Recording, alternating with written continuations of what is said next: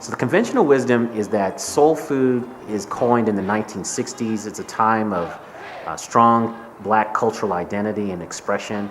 Actually, soul food goes back several hundred years. The earliest conjunction of the words soul and food in the English language were in Shakespeare's first play, The Two Gentlemen of Verona. And in that play, you have two female characters, Julia and Lucetta, talking about a hunky guy named Proteus. And Proteus walks by, and Julia says to Lucetta, "Oh, knowest thou not that his looks are my soul's food?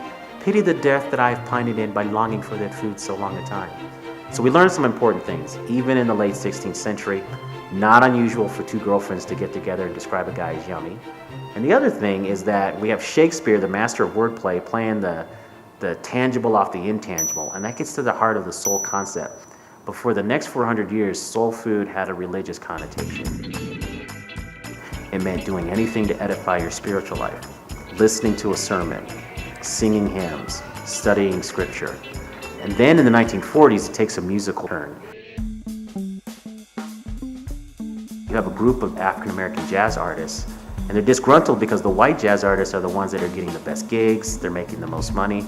It's almost as if they had created this musical genre. So they decided to take this music to a place where they thought white artists would not be able to mimic the sound. And that was the sound of the black church in the rural South. So that gospel inflection in jazz, they started to call soul and funky.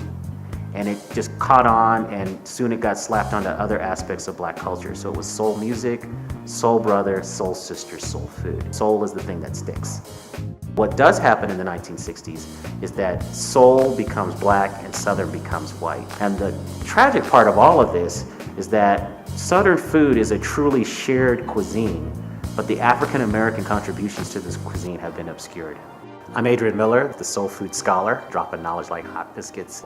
It's been interesting to see the culinary threads that trace all the way back to West Africa from the different parts of the world. I'm salivating for soul food's future.